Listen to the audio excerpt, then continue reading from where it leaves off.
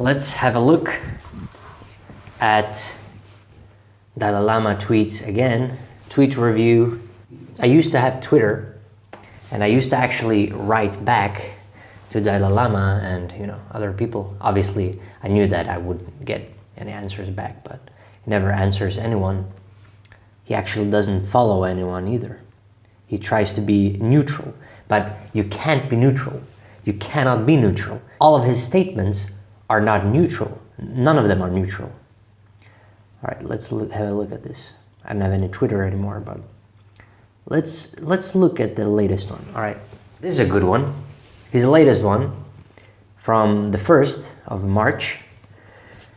The kind of behavior that really is spiritual practice consists of refraining from falsehood and abiding by the truth, neither humiliating nor mocking others, being humble and having a good heart and helping others.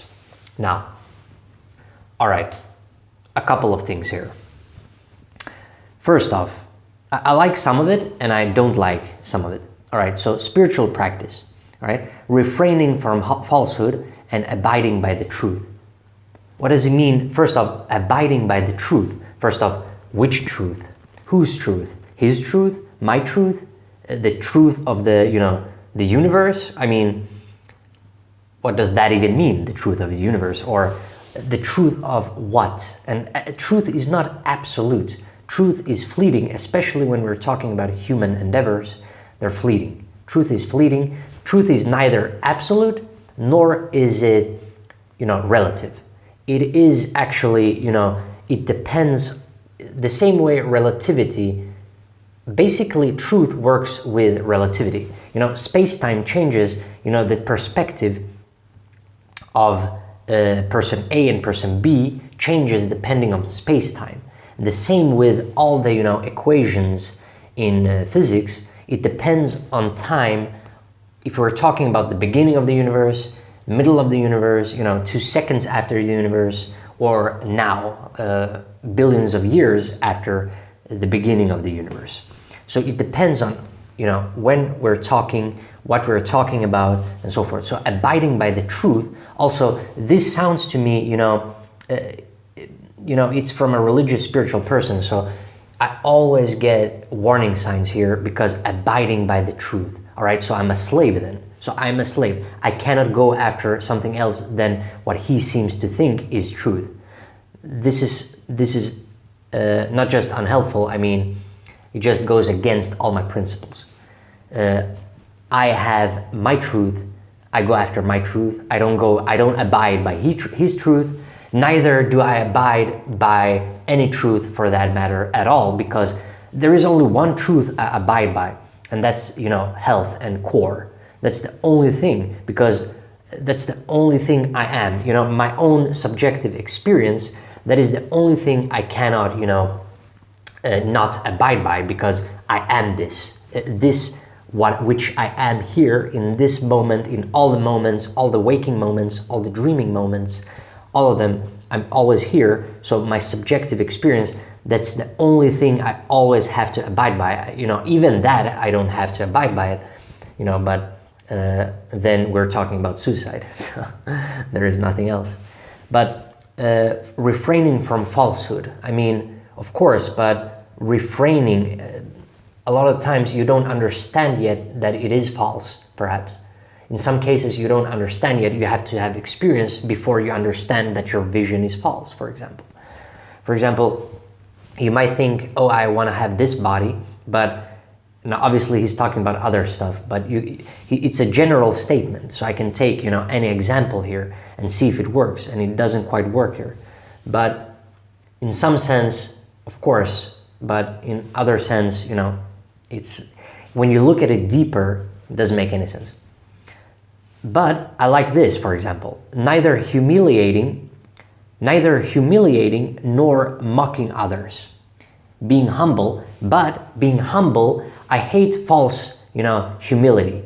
You should be humble, and you shouldn't be too arrogant either, because you should know your limits, but you shouldn't have this false humbleness or, humility either. this really bothers me. If you are intelligent, you know you're intelligent, and you don't have to, fake this. The worst thing I know is artificiality. I'm all about, the natural body, natural mind, natural everything, natural ideas, reality. We don't deny reality. We don't deny our human nature. We never deny anything, all right? And so, but we feel humiliated sometimes, perhaps, or some people mock others, like he says. If you are above everyone and everyone, in the whole universe, let's say, the whole world, let's take Earth first. Mocking others. Now, sometimes you might have to mock others because that's the only tool we have. Mocking religion, it's the only tool you can use because otherwise we can't stretch human experience, we can't expand human experience, we can't expand human condition, we can't philosophize because you have to question everything when it comes to ideas.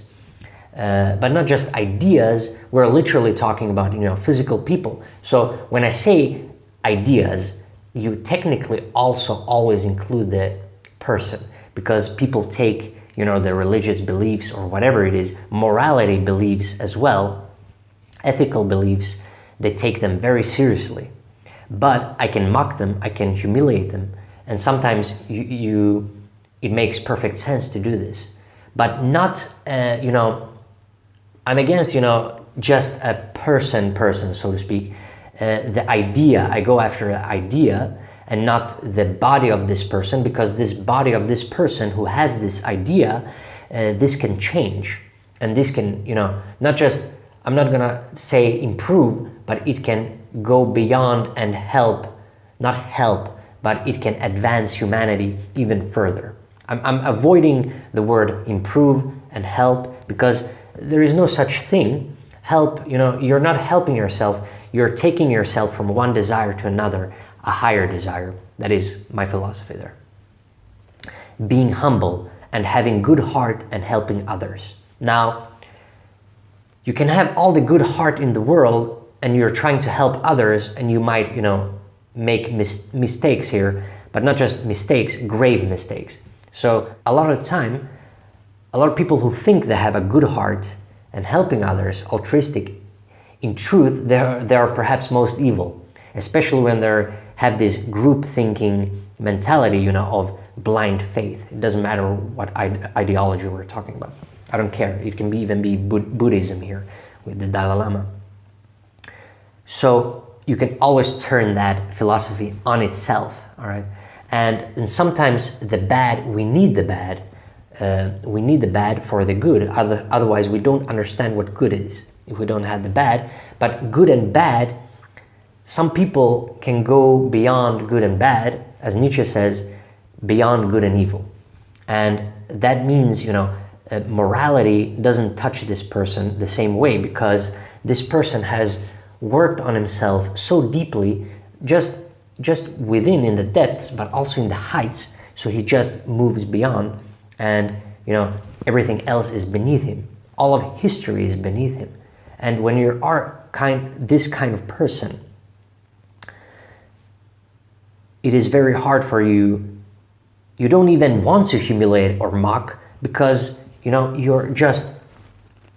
miles ahead. It's the same, the guy at the top of Mount Everest, he has no reason to mock these other people starting to climb Mount Everest, because he can't even hear them, he can't see them, he can't even breathe with them.